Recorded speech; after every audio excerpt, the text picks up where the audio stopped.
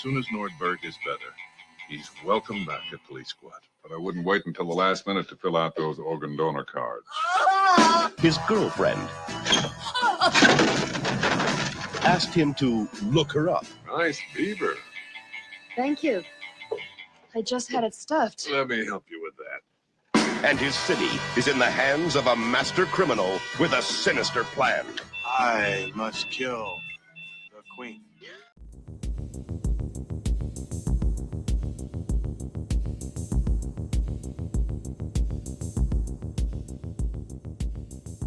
Oh, that was a good trailer. Yeah, it was pretty good. Yeah. I'm Kevin. I'm Jake. And this is Movie Matters. And today we're talking about the 1988 film, The Naked Gun, starring Leslie Nielsen. You could tell, like, those trailers in the later 80s are way better than the earlier 80s. Yeah. So, although they gave away, like, all the best jokes in the movie in that trailer, but... Well, that's a good, like, opening topic, in my opinion, is there are so many jokes in this movie. Yes. Obviously, yes. It's a comedy. But, like, every single line in this movie is a joke. And there's a bit. It's always a bit, and it's, like, blink and you miss it. Like, this movie begs repeat viewings. And because you will discover jokes that you never heard the first time because you're laughing so hard. Yeah, exactly. And it's one of my favorite comedies, especially from the 80s. And I'm a big Leslie Nielsen fan.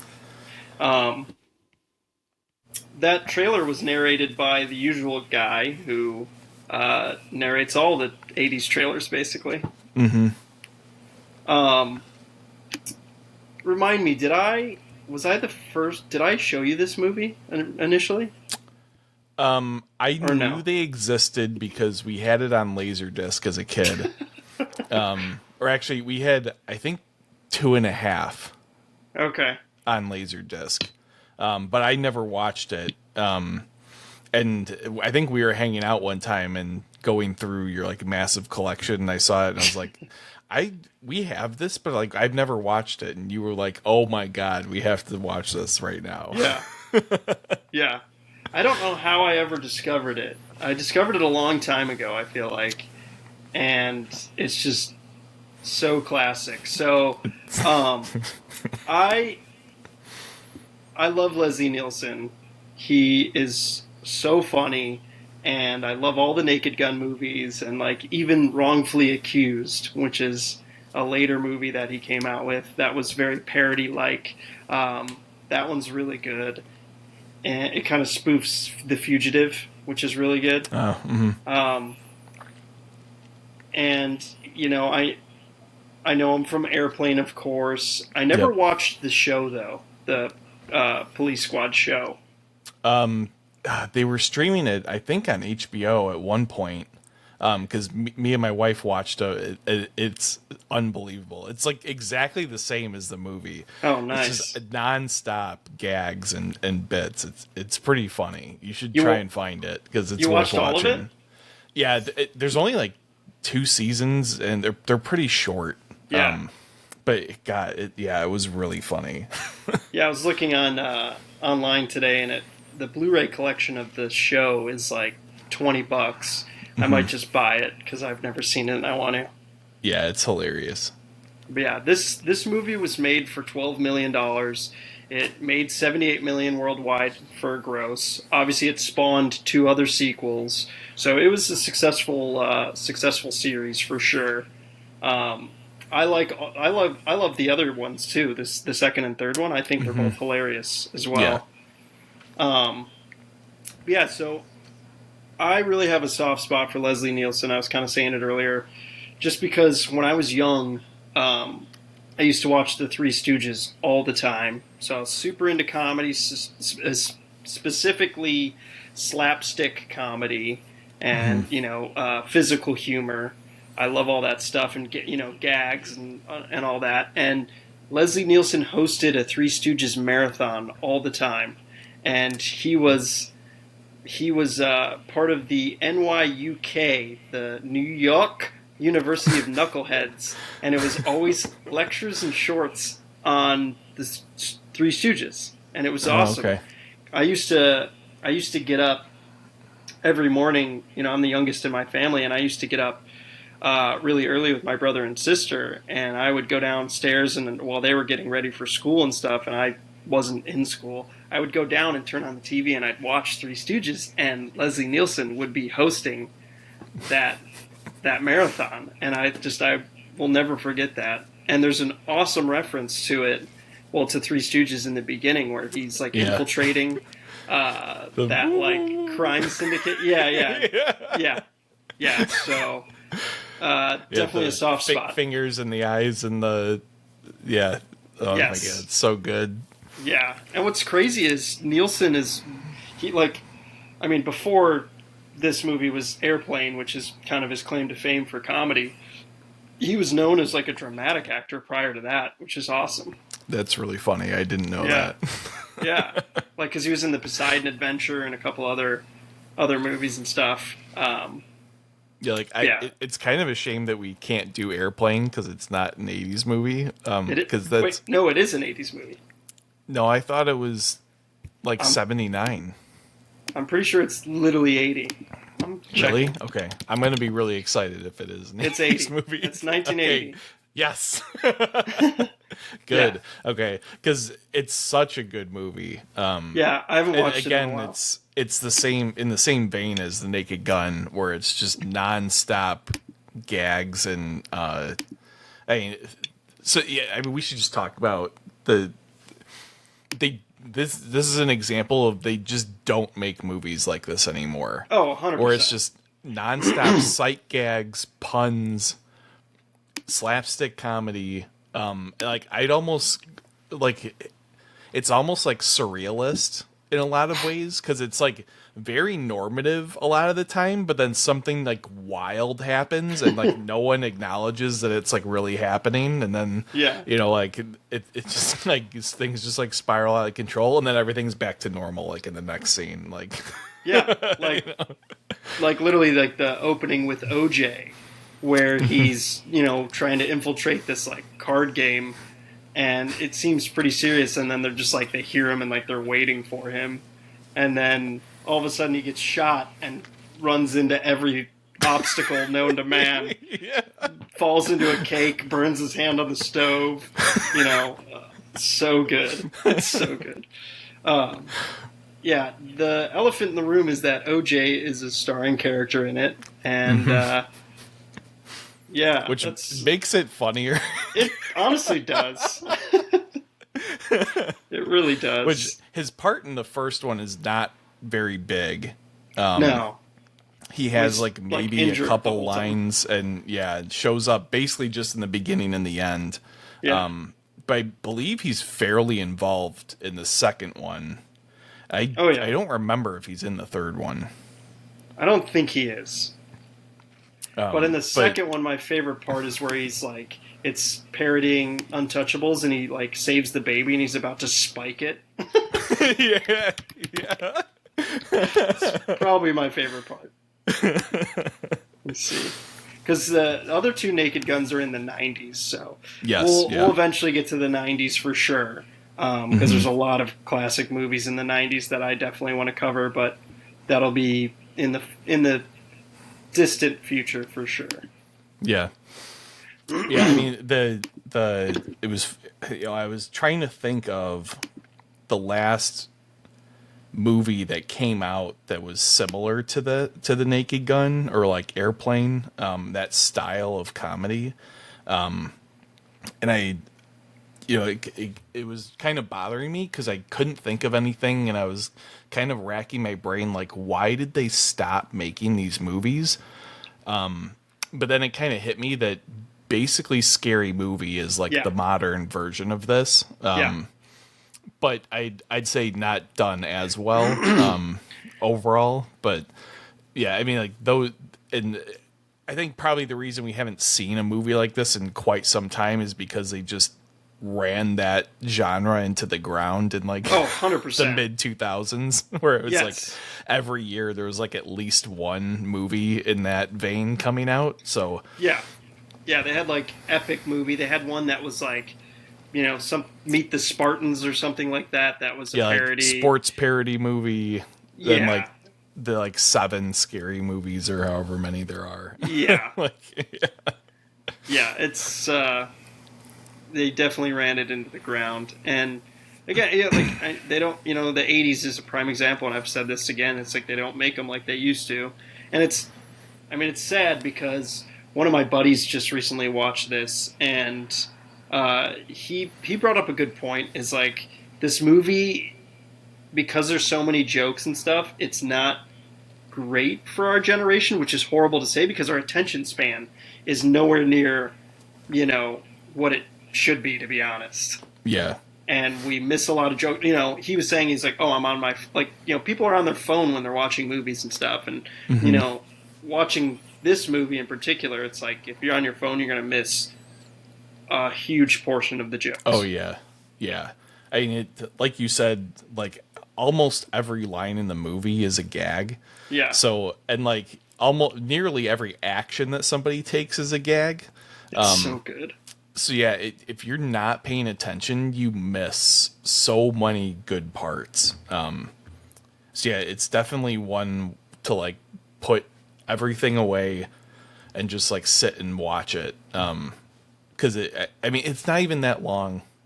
You know, Yeah. it's like, no, it's an hour and like 26 minutes. It's very Yeah. quick watch. you'll survive without your phone. Yeah. And you'll just like, Yeah. it's every so time I good. watch it, I die laughing at the same Yeah. jokes because they're Same. just so good. Yeah. Yeah. It's on HBO, so we definitely recommend you watch it. Yeah. But like, what surprised me this time watching it, and that's why I love like rewatching these movies, especially if you haven't seen them in a while. It's just like you get a new appreciation for them. And this time, I have a big appreciation for the editing in the movie. The editing is really good. Yeah, it is. Like the Now that opening you credits mention with, it. yeah, like just the squad car.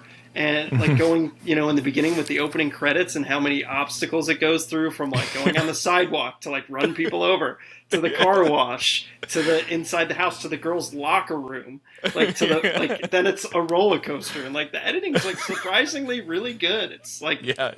it's well done. So Yeah, that's actually interesting because, like, I mean, you know, at this time, $12 million wasn't particularly cheap. No. To make. So like, and you can tell this is like, it is kind of a big budget comedy in a lot of ways. Like they're, you know, like they packed a baseball stadium full of people to shoot, you know, all the baseball scenes.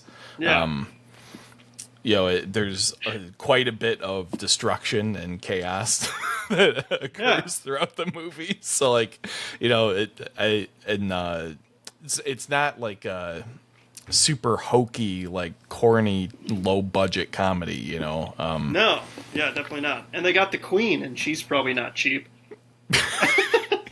Just kidding. And Gorbachev.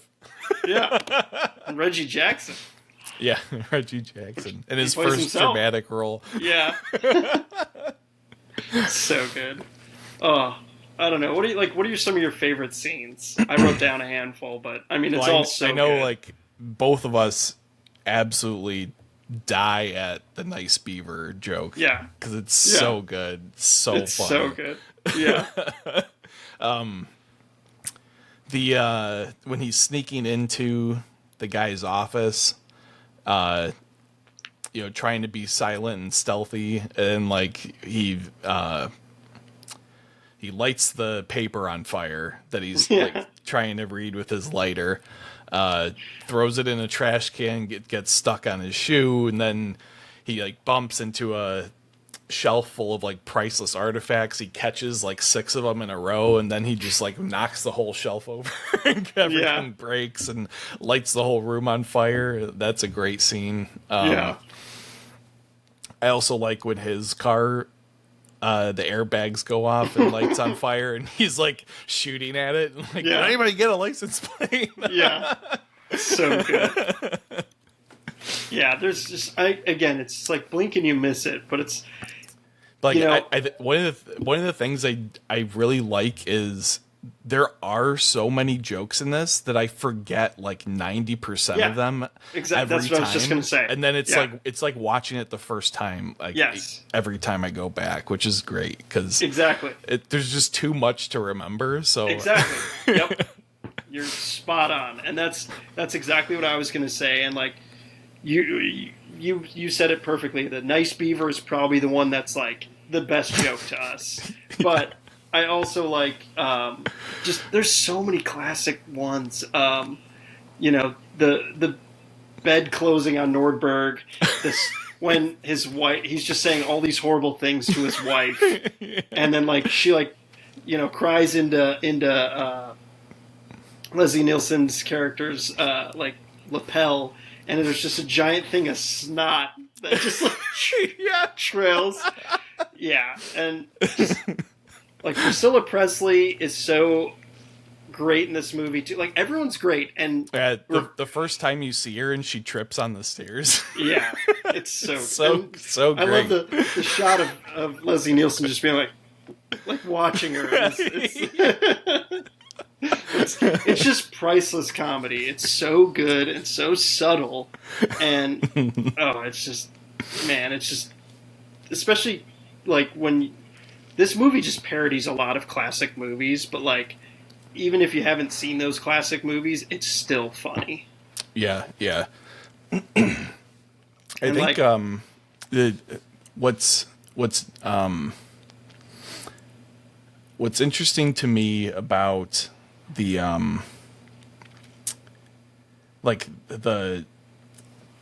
there's a way that they write where you almost know exactly what's going to happen, like in every joke setup, but somehow it just makes it even funnier when the thing actually happens.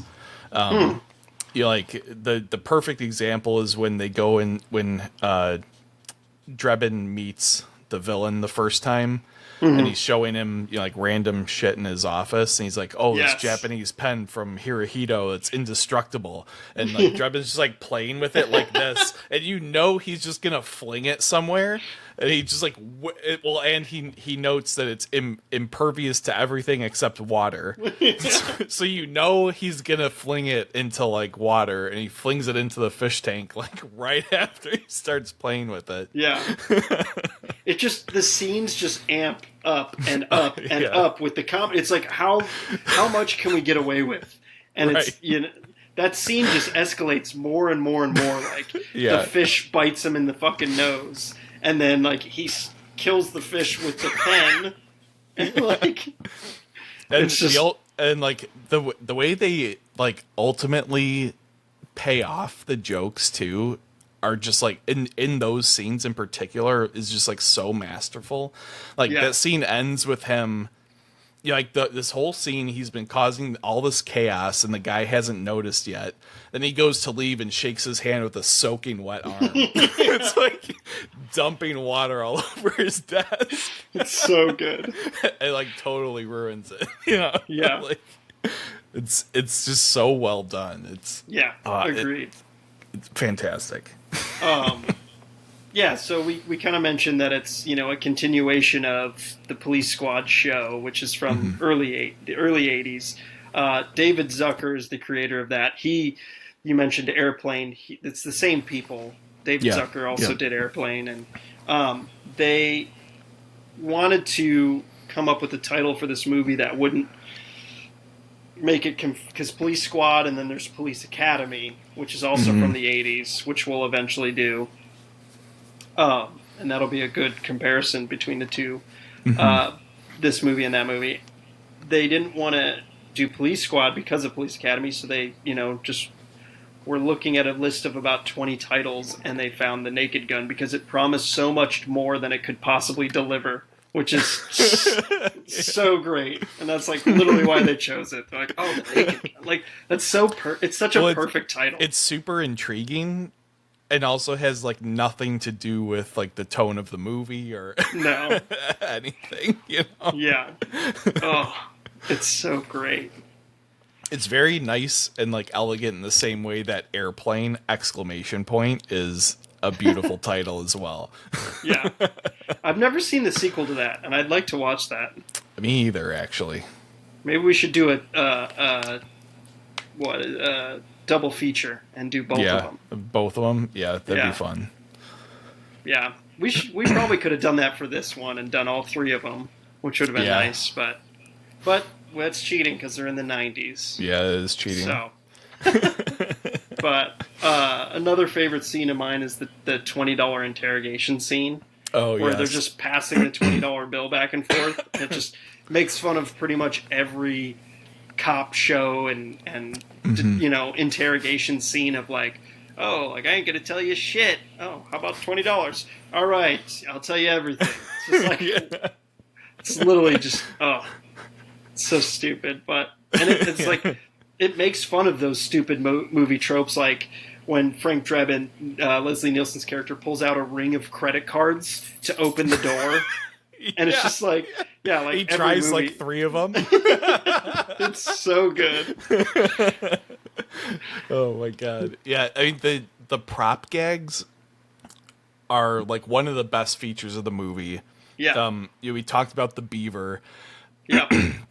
Like just unbelievable. The credit cards, the fish with the pen. Yeah. There's just so many. I mean, even like the whole umpire sequence is just like ridiculous. It's really a shame that they like kind of ruined this genre like 10 years ago, because it's just there's so much potential. Somebody needs to bring it back because it's just too good.